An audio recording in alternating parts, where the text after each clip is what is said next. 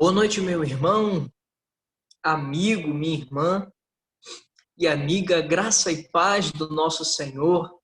Quero assim dizer que você é mais uma vez muito bem-vindo para estar conosco nesse momento, cultuando ao Senhor, adorando ao nome do nosso Deus. Assim eu quero dizer que nós estamos, lembrar você, na verdade, que estamos adentrando, na verdade já entramos em campanha de missões nacionais. Nós, como você bem sabe, já passamos pela campanha de missões Rio, no qual falamos a cidade clama, quem responderá? Baseado no texto de Lucas, que diz que o Espírito do Senhor está sobre mim, porque ele me ungiu para levar boas notícias aos pobres, libertação aos prisioneiros, enfim, esse texto que nós já soubemos, já sabemos qual é, e nós vamos então pensar agora essa nova etapa que a campanha de missões nacionais nos traz como uma grande mensagem, mas também um grande desafio, que é: nós o amamos porque ele nos amou primeiro. Esse é o tema da campanha de missões nacionais desse ano de 2020, baseado no texto de 1 João, capítulo de número 4, verso de número 19, que diz: nós amamos porque ele nos amou primeiro. Portanto, eu quero pensar com você nessa noite justamente nesse texto.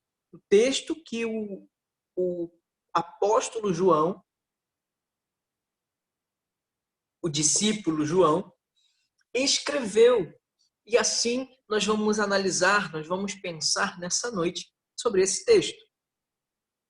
Portanto, eu peço que você acompanhe comigo a leitura em 1 João, capítulo de número 4, e eu quero ler apenas o verso 17,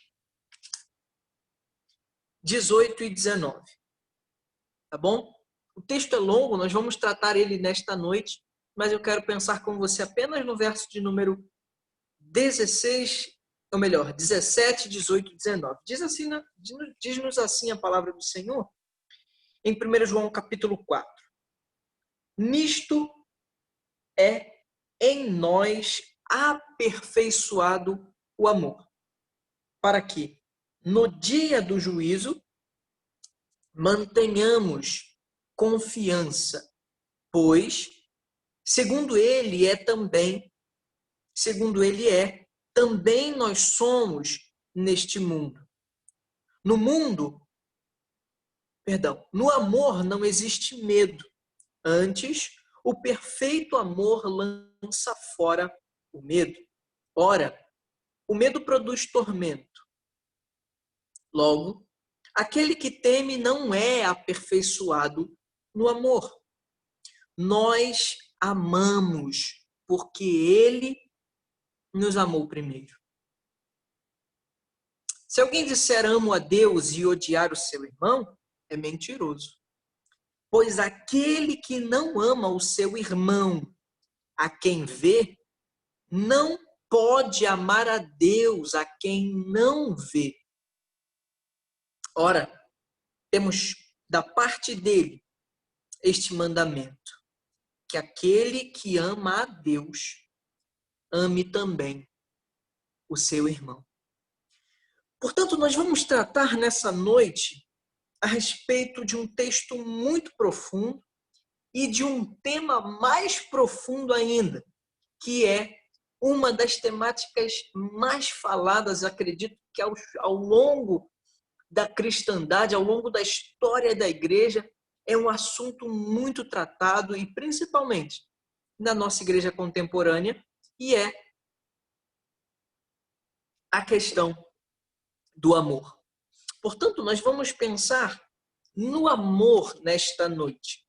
O que esse texto nos traz como verdade, como princípio, como anúncio principal de que Deus é amor. Aliás, todos nós estamos muito acostumados a falar que Deus é amor. Mas no que se refere esse amor de Deus? Qual é a expressão máxima do amor de Deus? Como vamos entender que Deus é amor em um cenário de pandemia? É diante disso, diante deste desafio, que eu quero conversar com você nesta noite. Portanto, eu quero caminhar com você dentro do texto que estamos trabalhando, mas eu quero que você comece a pensar comigo a partir do verso de número 7, do capítulo 4 de 1 João. Mas eu preciso anunciar a você que esse capítulo 4 do livro escrito pelo profeta João, este livro escrito por ele, inicia a sua narrativa no capítulo 4, nos falando sobre falsos mestres, falsos profetas, que estavam adentrando e alastrando um falso evangelho dentro da igreja primitiva e que não acabou. Ainda temos na igreja brasileira, seja ela europeia, mundial, a presença de falsos mestres e falsos profetas.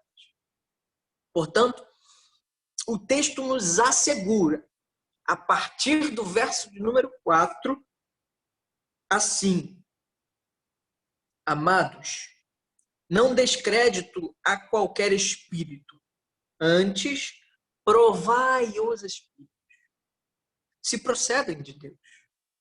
Porque muitos falsos profetas têm saído pelo mundo afora.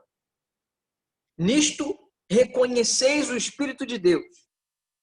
Todo o espírito que confessa a Jesus Cristo e que este veio em carne e que é Deus. Todo espírito que não confessa a Jesus não procede de Deus, pelo contrário. Este é o espírito do anticristo, a respeito do qual tendes ouvido que vem e presentemente já está no mundo. Então, esse primeiro anúncio que o capítulo 4 de João vai nos falar, ele nos trata da questão dos falsos mestres e falsos profetas. Primeiro, o texto diz que haverão falsos profetas. No meio da igreja haverão falsos profetas. Mas como identificá-los? Como saber quem é profeta vindo da parte de Deus e como saber quem é profeta vindo da parte do diabo? Em primeiro lugar, eu quero que você pense comigo que é uma realidade que falsos profetas têm falado e adentrado na igreja de Cristo. Mas existe uma distinção. Existe algo que nós, enquanto ovelhas, enquanto servos, enquanto os filhos do Pai e Deus verdadeiro, nós podemos discernir qual é o Espírito de Cristo. E o texto, esse início do texto nos diz que você reconhece o Espírito de Cristo como uma coisa. A primeira coisa que vai fazer você identificar falsas profecias e falsos mestres é se o Espírito está falando da parte de Deus. Ele confessa a Jesus Cristo como encarnado e como Deus. Qual é o desdobramento desse anúncio que 1 João nos faz? Em primeiro lugar, a confissão de Cristo. Romanos vai nos falar, se confessarmos com a nossa boca e crermos com o nosso coração que Cristo veio ao mundo, seremos salvos. Portanto, a confissão é algo muito especial para o entendimento de que os profetas que estão falando são da parte de Deus. Portanto, se você está em dúvida se algum mensageiro, alguém que está aí falando, fala da parte de Deus, em primeiro lugar, ele tem que confessar a Jesus Cristo. E confessar o quê? Confessar que Jesus foi um bom homem, foi um homem legal, de bom caráter, um ajudador dos pobres, até um homem muito iluminado por Deus.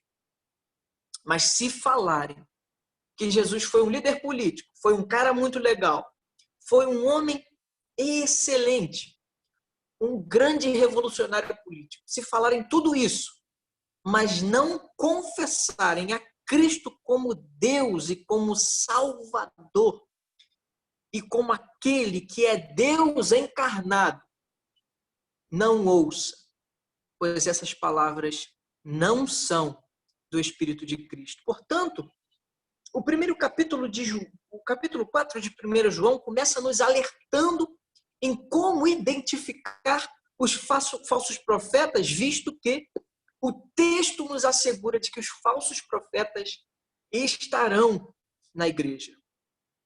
Então é isso. Entender que o Espírito que provém de Deus, ele confessa a Cristo como encarnado. Qual é a importância da encarnação de Cristo? Pense comigo, qual é a importância de Jesus encarnar? Na verdade, é um grande mistério entendermos como Cristo, sendo ele Deus, assumiu a forma humana. Deus, Criador de todas as coisas, assumiu a forma humana e se fez semelhança aos homens. Se aquele que fala e não entende e não confessa Jesus Cristo como Deus encarnado, Deus assumindo forma humana na pessoa de Cristo, esse espírito não procede de Deus. Se ele também não diz que Cristo é Deus, esse espírito não fala da parte de Deus. Portanto, são importantes pontos: falar da parte de Deus, confessar a Cristo e entender que Jesus é encarnado, Deus encarnado. Isso é muito importante. E aí o texto nos traz uma notícia excelente. Antes de entrarmos no verso 7, ele diz que haverão esses falsos mestres e falsos profetas, mas aqueles que são verdadeiros crentes vencerão os falsos profetas. Portanto, esteja sossegado. Se você é aquele que entende que é um verdadeiro crente em Cristo Jesus, porque você saberá discernir qual é o Espírito de Cristo e você, a palavra assegura, vencerá esses falsos ensinos. Porque o texto diz: filhinhos, vós sois de Deus e tendes vencido os falsos profetas, porque maior é aquele que está em vós do que aquele que está no mundo. Então essa é a grande notícia que o texto nos traz inicialmente. E rapidamente o texto vai nos falar também de que quem conhece a Deus os ouve. Ouve a quem? Ouve aos ensinos verdadeiros. Quem conhece a Deus não só não vai se aliançar, se coligar aos falsos profetas, mas pelo contrário, ele vai reconhecer aonde está falando da parte de Deus, entendendo que aquele que conhece a Deus ouve as suas palavras. Eu não sei se você já teve a experiência de alguém ao telefone fingindo ser algum conhecido seu, às vezes até de forma de brincadeira, alguém que fala no telefone e imita. Eu gosto muito de imitar vozes de famosos, enfim. E você finge a imitação, talvez de alguém mais próximo, e a pessoa identifica que é uma imitação e diz: mas você é fulano? Não parece, essa voz não é uma voz verdadeira. E aí sempre me desmascaram, talvez porque seja uma imitação ruim, talvez seja porque conhece bem a voz do verdadeiro dono. A palavra diz que Jesus disse certa vez: eu sou o bom pastor. E o bom pastor dá a vida por suas ovelhas, e em outra vez ele vai falar que as minhas ovelhas ouvem a minha voz. As minhas ovelhas sabem quando a minha voz é anunciada, é falada. Portanto, aquele que é ovelha, que é verdadeiro crente, ouve a voz do Senhor. Esse é o primeiro destaque que o texto nos traz. Mas ele também fala que quem não é, porventura, da parte de Deus, não ouve a voz do Senhor. Quem não é da parte de Deus não consegue ouvir a voz do bom pastor. Portanto, nós vemos aqui essa distinção entre o espírito da verdade e o espírito do erro. Essa é a introdução que a palavra nos traz para assim adentrarmos no capítulo de número 7 até o longo capítulo, ou melhor, a longa parte até o verso de número 21, mas o texto começa nos falando algo muito interessante.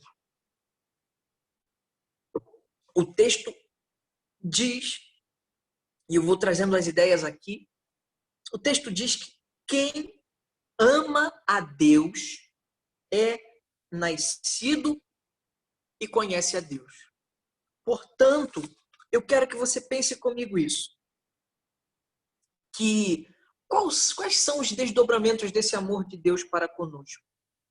O que o amor de Deus derramado em Cristo Jesus, nosso Senhor, que se entregou no Calvário, morreu por cada um de nós, derramando seu precioso sangue, o que este sacrifício faz em nós, o que o amor de Deus permite a nós.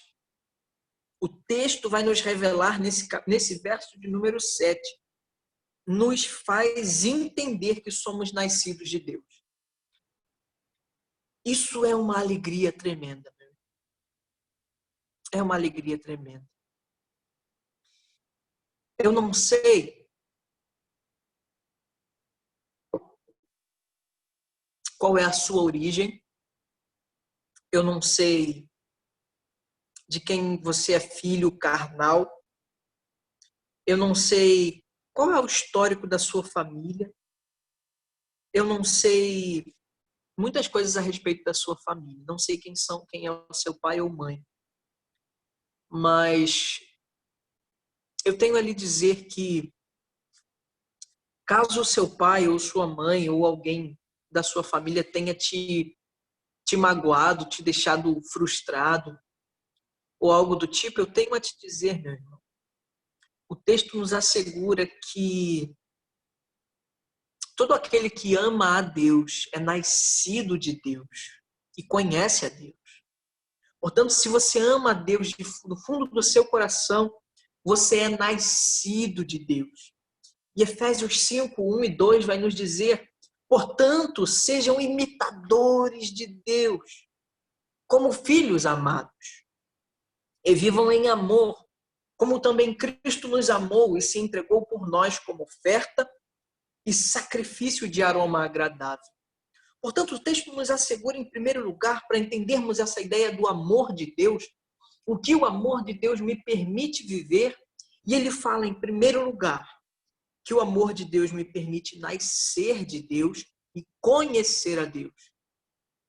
Existe um episódio engraçado em João 3, um texto tão conhecido, que conta o episódio de um homem da lei que vai se encontrar com o Senhor Jesus, e este homem, certo momento, não entende o que Jesus quer dizer sobre nascer de novo.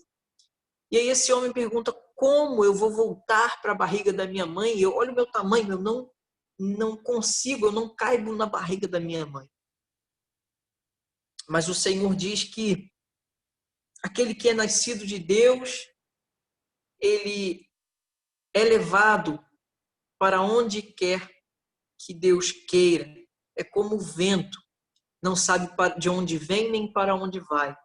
Assim são os que são nascidos de Deus. Isso que o texto nos informa em João.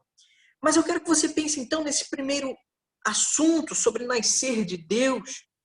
Eu não sei como foi o seu histórico familiar, eu não sei sobre como é a sua relação com seus pais, mas eu tenho a lhe dizer que você tem um Pai celestial soberano que te permite ser filho do Deus Criador de todas as coisas. Isso é demonstração de amor em primeiro lugar. Mas o texto continua então nos dizendo que nós não só somos aqueles que somos nascidos de Deus, mas que Deus também nos faz entender algo muito especial sobre qual é a natureza do amor de Deus, qual é a manifestação do amor de Deus. Muitas pessoas estão nesse tempo de pandemia pensando se Deus realmente ama a humanidade. Tantas pessoas morrendo, tantas pessoas doentes, tantas pessoas com problemas, tantas pessoas tentando suicídio, tantas pessoas conseguindo se suicidar. Como pode um Deus que é amor deixar que uma pandemia alcance a humanidade? Alguns se perguntam. Mas esse texto nos revela, em segundo lugar, que a maior manifestação do amor de Deus não será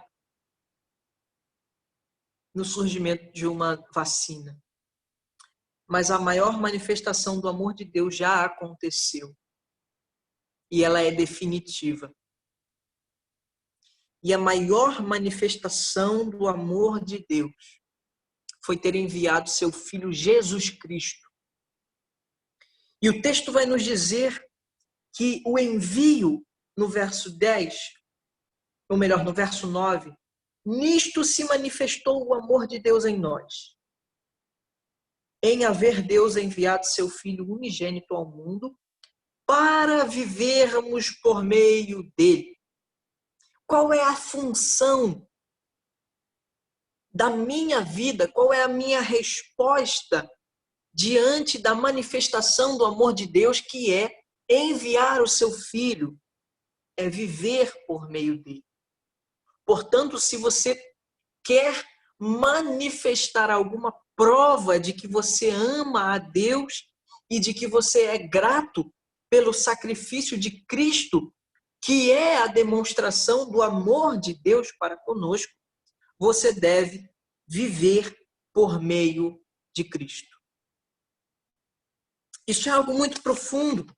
Isso é algo que precisamos pensar, porque agora esse amor, esse envio do seu Filho unigênito nos permite ter vida, nos permite viver. É um amor que não só nos faz entender que nós nascemos de Deus e agora podemos conhecê-lo, mas também é um amor que nos gera vida, nos gera sentido, gera propósito, gera significado para viver, gera vida de verdade. Veja que a palavra vai nos falar no próprio João, este que escreve a carta de 1 João, mas agora, ele falando nos evangelhos, ele vai falar em João 10:10. João 10, verso de número 10, o ladrão vem apenas para roubar, matar e destruir. Eu vim para que tenham vida e tenham plenamente. O Senhor Jesus não só pode mudar a sua história familiar, porque Ele é Pai, e Ele torna você filho dEle. Porque você, agora, quando entende o amor de Deus, você é nascido de Deus. Você não só pode entender isso, mas você pode dar sentido à sua vida. Porque o Senhor Jesus, Ele veio para que tenhamos vida e tenhamos vida plena. Esse é o segundo aspecto, a segunda verdade que o amor de Deus revela para nós. Isso é muito profundo porque nós vivemos um tempo um tempo The Walking Dead. Não sei se você já viu aquela série chamada The Walking Dead, que existem alguns zumbis andando pelas ruas. Assim é o nosso cenário hoje. Pessoas que estão mortas espiritualmente e acham que estão vivas. Mas a verdadeira vida é aquela que flui dentro de nós através da vida verdadeira que só é achada em Cristo Jesus. Portanto, em que consiste o amor? O amor é o fato de Deus enviar seu Filho como propiciação, como receptáculo, como alvo do nosso pecado e assim poder perdoar a nossa culpa perante Deus. Portanto, vamos caminhar. Eu queria pensar com você então que o amor de Deus nos permite nascer de Deus. O amor de Deus nos permite ter vida. E vida essa, nós vimos que é uma vida abundante, uma vida que traz sentido, uma vida que traz propósito, uma vida que faz diferença. Mas o desdobramento dessa vida que faz diferença é justamente amar os outros. É justamente ter a oportunidade e o privilégio de agora entender que como eu sou nascido de Deus, como eu tenho vida, eu agora posso manifestar esse amor que Deus tem para comigo e que eu tenho para com Deus no meu próximo. Veja, o verso de número 11. Amados, se Deus de tal maneira nos amou, que tal maneira é esta que nem o texto bíblico define? É o envio de Cristo, que não há palavras para descrever tamanho amor e tamanho sacrifício. Se Deus nos amou desta forma, a nossa resposta diante disso, o verso 11 nos diz, é que devemos. Não é um conselho, é uma ordem. Aquele que é nascido de Deus e que tem vida, que foi permitida em Cristo. Nós devemos também amar uns aos outros. E mais à frente o texto vai nos dizer, se aquele que não vê a Deus diz que ama a Ele, e que como pode este que diz amar a Deus, que não vê? Ou melhor, como pode este que vê o seu irmão, vê, que toca, que é palpável, como pode este não amar, não manifestar o seu amor a alguém que é visível, dizer, ter a pretensão de dizer que ama a Deus que nem podemos ver? Ou seja, se você não consegue manifestar o amor de Deus aos que estão próximos e que você vê, como você pode dizer que ama a Deus a quem você não vê? Portanto, um dos desdobramentos do que o amor de Deus nos permite, não só ser nascido de Deus, ter uma vida significativa, mas também amar aos outros. E o amor que a palavra nos diz sobre amar os outros, nós falamos de comunhão hoje cedo, falamos de como é essa vida em comunhão, a ética da comunhão. É entender isso, que eu sou um com você. Eu sou pertencente do corpo de Cristo enquanto estou ligado a você. Isso é profundo, isso é verdadeiro, isso é algo que devemos pensar. João 13, verso de número 34. Um novo mandamento dou a vocês: amem-se uns aos outros como eu os amei. Vocês devem amar uns aos outros. Então, o modelo de amor não é o nosso. O modelo de amor não é a forma que eu acho, foi engraçado. A forma que eu acho que eu devo amar o outro, mas como Cristo me amou. Por isso que nós não conseguimos amar o outro sem experimentar do amor de Deus, porque eu só consigo falar daquilo que eu experimentei. Você pode ter um anúncio assim, eu gosto muito de café, você pode ter um anúncio assim numa loja, o melhor café do mundo. E você ser alguém que gostou do letreiro, que gostou da iluminação, gostou do aroma, gostou da moagem do grão, gostou do ambiente da cafeteria, gostou até mesmo do marketing da loja. E aí você começa a anunciar esse café maravilhoso. E aí alguém chega para você e diz assim, você já experimentou esse café? E aí você diz assim, não. Mas eu sei que é bom, porque a iluminação é boa, eles moeram da forma certa, é cheiroso pra caramba. Eu aprovo. Mas aí a pessoa diz assim, ué, mas como você diz que é gostoso, é bom, se você não provou? Nós temos que pensar no amor de Deus, porque nós às vezes somos estes, e esse é o alerta que o texto nos dá. Se você quer ter um discurso de amor, você pode falar até do letreiro do amor, que é legal, você pode falar das características e como isso é importante para a vida da igreja, mas se você não experimentou, você não tem autoridade para falar.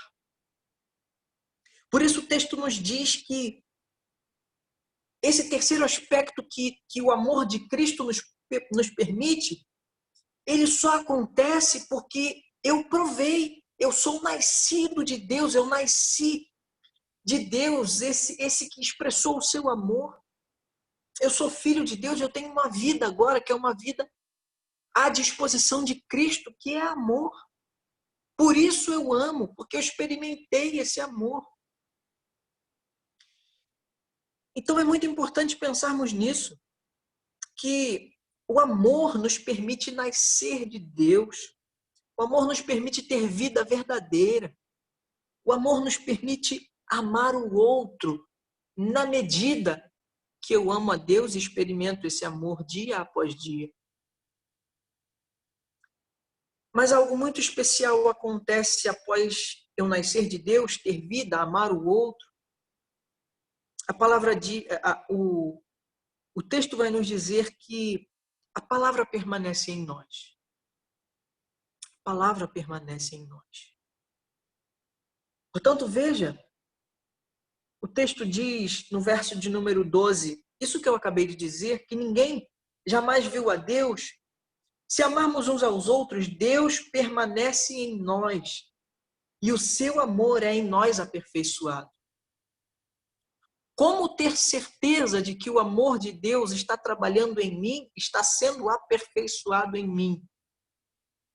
Quando eu amo o meu próximo. Veja o que o texto diz.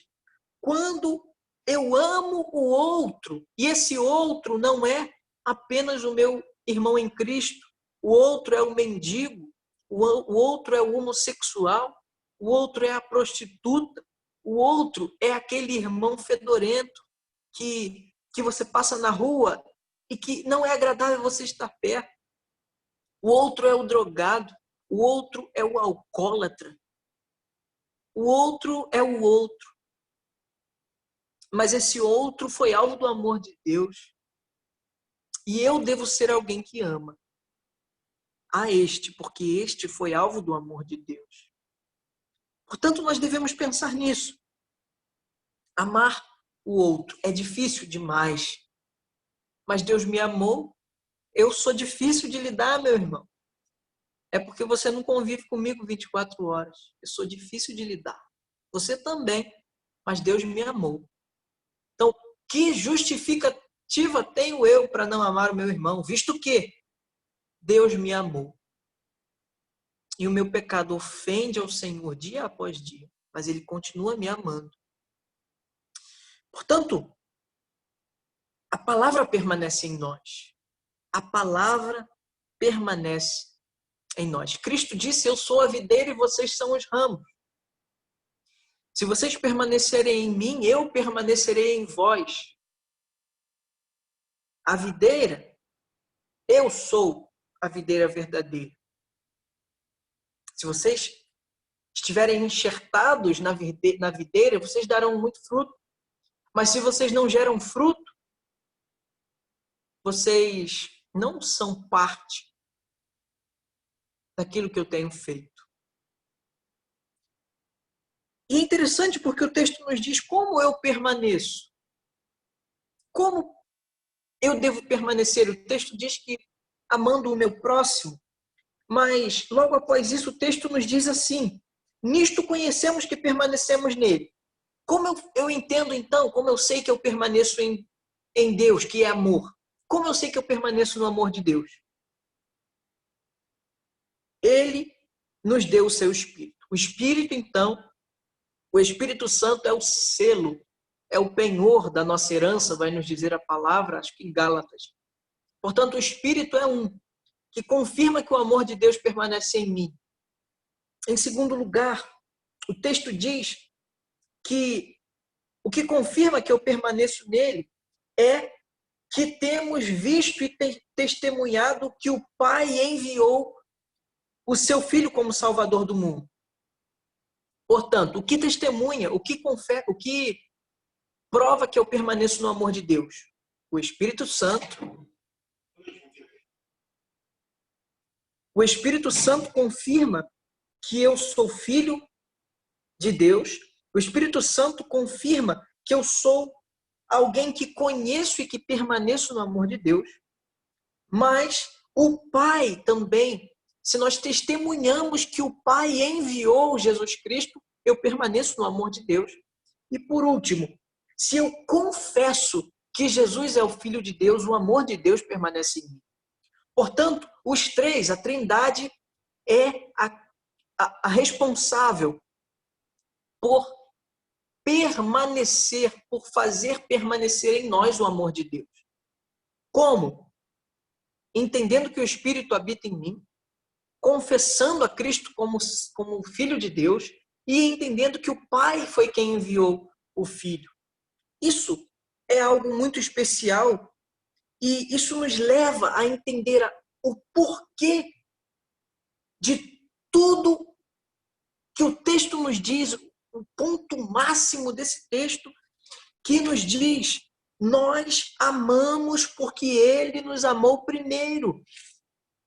Veja que eu só tenho capacidade de amar a Deus, de permanecer no amor de Deus, porque o Espírito está em mim, porque eu entendo que o Pai, porque eu vejo, eu entendo que o Pai enviou o Filho e porque eu confesso que o Filho é Filho de Deus. Então veja, é a Trindade que faz o papel de permanecer em mim o amor de Deus. Por isso o texto vai concluir que eu amo a Deus porque Ele me amou primeiro.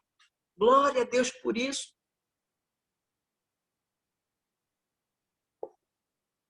Eu li um livro muito legal e eu usei ele para fazer a série de alianças, que está até ali. A Igreja e a surpreendente ofensa do amor de Deus. E esse autor vai nos dizer que o amor de Deus é como um bumerangue. É lançado, ele vai, mas ele sempre volta para aquele que lançou. Portanto, o amor de Deus também é assim. O amor de Deus é como um bumerangue. É Deus quem tem a iniciativa de amar o mundo. João 3,16, porque Deus amou o mundo. E porque porque ele amou, ele enviou o seu Filho para que morresse e perdoasse assim os nossos pecados. Portanto, precisamos entender isso, que o ponto máximo desse texto que nos diz que nós o amamos porque ele nos amou primeiro, que é tema da campanha de missões nacionais, nos anuncia que nós devemos ter uma atitude diante de tudo isso: amor, gratidão e serviço.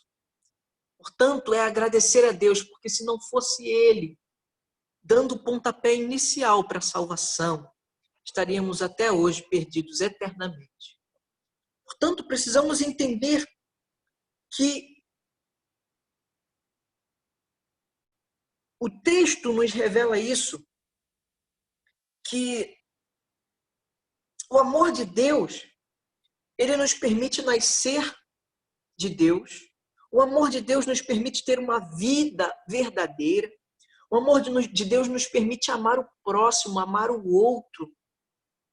O amor de Deus nos permite entender que a palavra dele permanece em nós, mas nos faz entender que nós só permanecemos porque foi obra dele, soberana, em permitir que eu seja alcançado por esse amor. Eu só amo porque ele me amou primeiro. Eu só amo a Deus porque ele me amou primeiro. Eu só amo a Deus porque ele teve um plano de me salvar e de me resgatar do lamaçal do pecado. E a minha resposta diante disso é gratidão, porque ele me amou primeiro. E só por conta disso eu posso amá-lo. Que você receba esta palavra diante do seu coração, entendendo que o amor de Deus é algo insondável, é algo maravilhoso, é algo extraordinário. E que você entenda que você só pode amar a Deus e ao seu próximo, porque ele primeiro nos amou. Nós só podemos amar a ele porque ele nos amou primeiro. Que você receba esta palavra, que você entenda que tudo, como nos diz Romanos, tudo é por ele, por meio dele e para ele. Tudo. Entenda. O amor de Deus é como um bumerangue. É ele quem lança e para ele deve voltar toda glória, honra, majestade e louvor. Porque ele nos amou. Primeiro é que nós o amamos. Vamos orar? Senhor, nós somos gratos a Ti. Senhor, nós somos gratos a Ti pelo Teu amor. Senhor, nós somos gratos a Ti porque o Teu amor não é teórico. Senhor, nós somos gratos a Ti porque o Teu amor cristão nunca foi teórico.